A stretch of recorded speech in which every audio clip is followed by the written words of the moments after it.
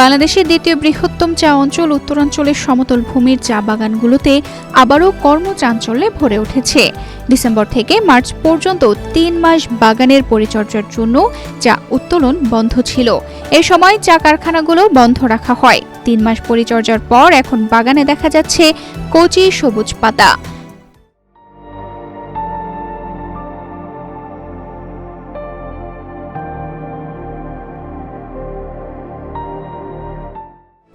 গাছের ডালে ডালে দুলছে নতুন পাতা, যা ক্ষুদ্র চা চাষিদের স্বপ্নকে নতুন করে জাগিয়ে তুলছে। ইতিমধ্যে চাষিরাও বাগান থেকে কাঁচা পাতা উত্তোলন শুরু করেছেন। এদিকে চা চাষিরা বলছেন, গত বছরের তুলনায় এবার বাগানে পাতার ফলন ভালো হয়েছে। এছাড়া সরকারের হস্তক্ষেপে চা সিন্ডিকেটের দৌরাত্ম্য কমে যাওয়ায় বর্তমানে তারা ন্যায্য মূল্যে কাঁচা পাতা বিক্রি করতে পারছেন।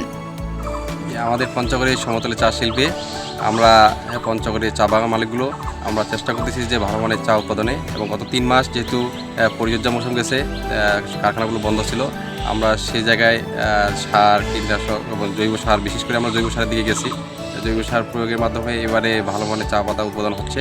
আমরা চাচ্ছি যে সামনে আরও ভালো মানের চা উৎপাদন করব, এবং এবারে প্রথমেই ভালো দাম পাওয়া যাচ্ছে চা পাতা। তো আমরা চাচ্ছি একটা ধারাবাহিকতা হোক।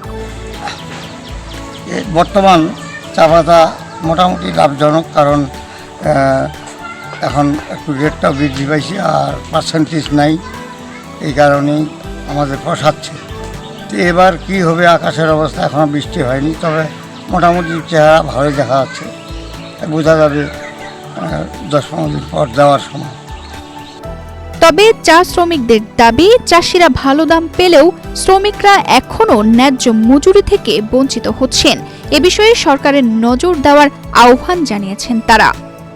আমি চা শ্রমিক, আমি বাগানে কাজ করি, প্রতিদিন পানি দিয়ে স্প্রে করি। এখন তো পানির মৌসুম না, এই জন্য এখন প্রতিদিন পানি দিতে হয়।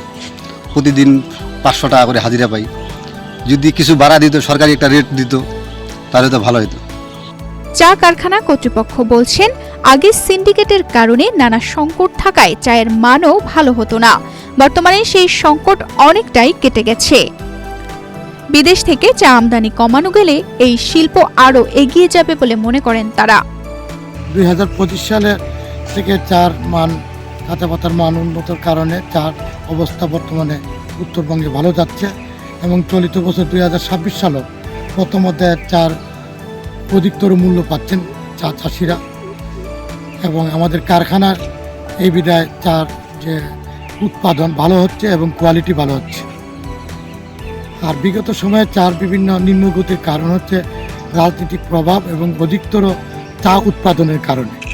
তবে 2025 সাল থেকে এটা উন্নতির দিকে যাচ্ছে। আশা করছি 2026 সালেও এটার ধারাবাহিকতা অব্যাহত থাকবে, যদি চার মান এভাবে চা চাষিরা রক্ষা করতে পারেন। আর বিশেষ করে যদি চা আমদানি না হয়, সরকার যদি চা আমদানি না করেন, তাহলে চার মান এবং চার ভবিষ্যৎ এভাবে ভালো থাকবে, এটা আমি মনে করি। বাংলাদেশ চা বোর্ড জানায়, উত্তরাঞ্চলের সমতল ভূমিতে প্রতি বছরের মতো এবারও চা উৎপাদন বাড়ার সম্ভাবনা রয়েছে। 2025 সালে চাষিরা 9,77,46,661 কেজি সবুজ পাতা সরবরাহ করেন। এসব পাতা থেকে উৎপাদিত হয় 2,02,42,052 কেজি চা, যা দেশের প্রায় 29% চাহিদা পূরণ করে। গত 1 মাস 2026 তারিখ হতে উত্তরাঞ্চলের চার উৎপাদন মৌসুম শুরু হয়েছে। বটলিপ চা কারখানাগুলো চালু হয়েছে, এবং উত্তরাঞ্চলের ক্ষুদ্রায়তন চা বাগান মালিকবৃন্দ তাদের উৎপাদিত চা কারখানাগুলিতে সরবরাহ করছে।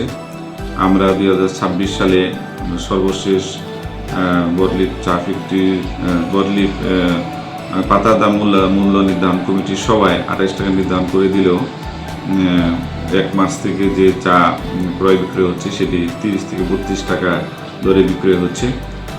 তো 2025 সালে আমাদের উত্তরাঞ্চলের চলমান 21টি চা কারখানায় 9,77,46,611 কেজি সবুজ পাতা ক্রয় করে তারা 2,02,42,052 কেজি চা মিলটি তৈরি করে, যা 2024 সালের তুলনায় 58 লক্ষ কেজি বেশি।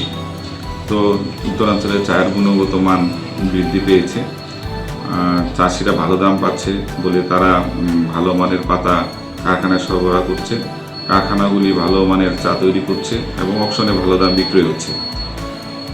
সংশ্লিষ্টরা আশা করছেন আবহাওয়া অনুকূলে থাকলে এবং বাজার স্থিতিশীল থাকলে এবছর উত্তরাঞ্চল থেকে প্রায় 2.5 কোটি কেজি তৈরি চা উৎপাদন সম্ভব হবে। তানজিদা রহমান, ইনায়া, বাংলাদেশ প্রতিদিন।